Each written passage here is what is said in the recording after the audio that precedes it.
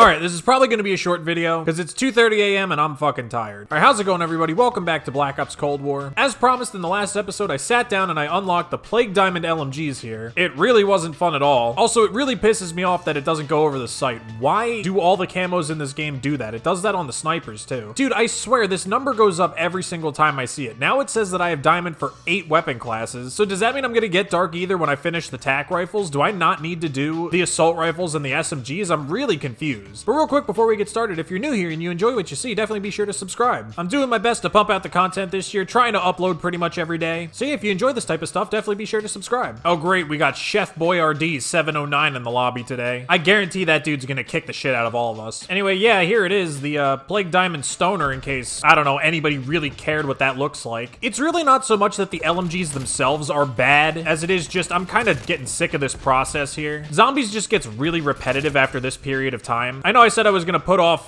voicing some of my complaints until the Dark Ether video, but I mean, it really does just annoy me that there's no reward for doing basically anything in zombies. Like, one thing I really liked, especially at the start, is that every 5 rounds you would get these like Ethereum shards, right? And you could use them to upgrade stuff. Like, you could upgrade your perks, you could upgrade the different classes of weapons to make them like perform better. Where the fuck did that guy come from?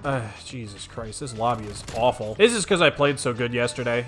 I haven't played at all since I recorded yesterday's video, by the way, so I'm probably still dealing with that like 3.0 KD skill-based matchmaking. But yeah, I actually really liked getting those Ethereum shards. It was cool feeling like I'd actually accomplished something reaching the farther rounds. But the problem is, once you've upgraded everything they give you to upgrade, which really doesn't take all that long, you don't get any more. You just kind of stop earning them. So like, if I wasn't going for these camo challenges, there'd really be no reason for me to try and go for high rounds outside of just like enjoyment's sake, you know? Wow, that was a really fun lobby, Call of Duty, thank you. My enjoyment of this game feels thoroughly optimized now. Anyway, like I said, I'll talk more in depth about these complaints later, but basically, I just wish I was still earning something that I could, like, actually use, outside of just continuing to level up and leveling my weapons and stuff, you know? So anyway, now that we're done the LMGs, we're on to the TAC rifles. And speaking of the TAC rifles, Warzone rolled out a DMR nerf today, finally. Of course, the nerf was for Warzone and not multiplayer as well, but I'm assuming the nerf's gonna come through pretty soon. But honestly, I'm not really too worried about that, because I've been told that for all intents and purposes, the nerf was not enough. This thing is apparently still rampaging its way through Warzone, just not with nearly as much vigor as it was before. Why is he spawning back there if I'm right there? What? I will never understand the spawn logic of this game sometimes, dude. I really won't. But yeah, so I'm forced to make this joke once again. Treyarch tried to nerf the DMR, and of course the DMR said no. Just walk that shit off like it had flak jacket.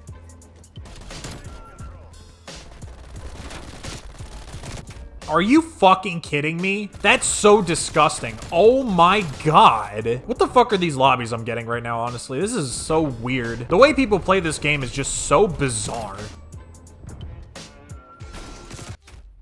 Huh? I don't even care. I don't even care. I don't care if I missed or if that was lag. I just don't care. I don't care anymore. So anyway, I'm assuming the same thing's probably going to happen in multiplayer. They'll roll out some kind of balance adjustment for the DMR, and it's probably not going to be enough the first time or the second time. And they might wind up getting it right on the 3rd try, but who honestly knows? And I mean, I don't want to be that guy, but you know, it is kind of funny how every time they try and nerf something that's popular, they never seem to quite do it enough the first time. But when it comes to nerfing the snipers, hey, for them, it's better safe than sorry. Better to put the thing 6 feet under and leave us to suffer rather than have one more poor little Timmy quit the game because he got quickscoped a few too many times, am I right? And once again, you know, I gotta put on my Call of Duty tinfoil hat. I wonder, do they have some kind of data that shows that more casual players than non-casual players are using the EBR? So maybe they're afraid that nerfing Timmy's favorite gun into the ground is gonna cause him to get off the game and not buy any more skins from the store or something. It would make sense, really, because I think on a certain level, it's probably pretty obvious that most snipers are more hardcore than the average player. Meaning, like, if you're somebody who snipes and is good at sniping, you're probably going to play the game regardless of how good or bad the snipers actually are. So I wonder if maybe knowing that, they're like, yeah, we can give the snipers a hard time this year and maybe keep more people on the game and stuff. So the Sixers won a nail biter tonight, which was pretty nice. I mean, it wasn't nice that it was a nail biter. We were playing a garbage team, but we still looked pretty good. Joel Embiid dropped 38 points. We let Bradley Beal get his career high of 60, but I mean, that's kind of the Sixers curse at this point. The Sixers have this thing where it feels like every time we play, somebody gets their career high against us. And a lot of times it's a scrub, which is really confusing. Like, I remember last season, or maybe it was 2 seasons ago, we let Spencer Dinwiddie drop like 42 points on us. And if you don't follow basketball, Spencer Dinwiddie is somebody who has no business scoring as many points as he did against us. But we pulled it out in the end, and also it was really nice to see. We also used to do this thing under the old coach where if a team started coming back from being down against us, we never really knew how to handle it, and we blew a lot of leads in close games that way. But with this one, even though we kind of like lost the lead and like let them back into the game, we still were able to kind of be composed and close it out pretty well. Like, my dad was watching the game with me and I said this to him, that's a game we would have lost last year, you know what I mean? Wait, what? Who the fuck did I shoot just then? Huh? Ah, shit.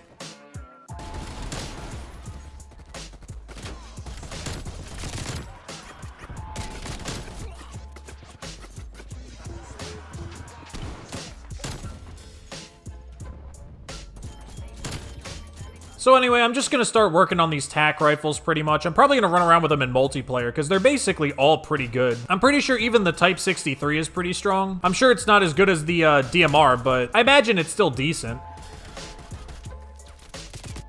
Why does it do that sometimes? Sometimes it'll do this weird weapon swap animation when you... Like that, right there. It does this weird swap animation if you're sprinting. Like, it tries to force you into that sprint to fire animation penalty if you're, like, sprinting and you swap weapons. Like, it's so annoying. And then if you try an ADS while you're doing it, like, I don't understand why it's like that. Well, I tried. I did my best, wasn't good enough. So like I said, I'm gonna start working on the tac rifles in multiplayer, and zombies a little bit, obviously, just to get the challenges going. Hopefully I can finish up the DMR before they nerf it, just in case they actually do wind up just killing the fucking thing. And then obviously the AUG and the M16 are pretty strong, and I can't imagine they're gonna do anything to those anytime soon. I see way too many people using them. I can't imagine that they're gonna be willing to just drop them off the face of the planet, you know what I mean? And anyway, that's about it for this video. I wouldn't expect the Plague Diamond tac rifles anytime soon. Well, I say anytime soon, I mean like it's not gonna be tomorrow. Probably have them done in the next couple days, and then, I mean, there's no fucking way this happens, but according to this, whenever I finish the tac rifles, I should have Dark Ether. I will go back and do the ARs and SMGs and stuff if I do wind up getting it by accident like that, but it will be funny if it happens. And yeah, as always, if you enjoyed this video, definitely leave a like, and subscribe if you want to see more content. And yeah, that's about it. I'll see you guys in the next one.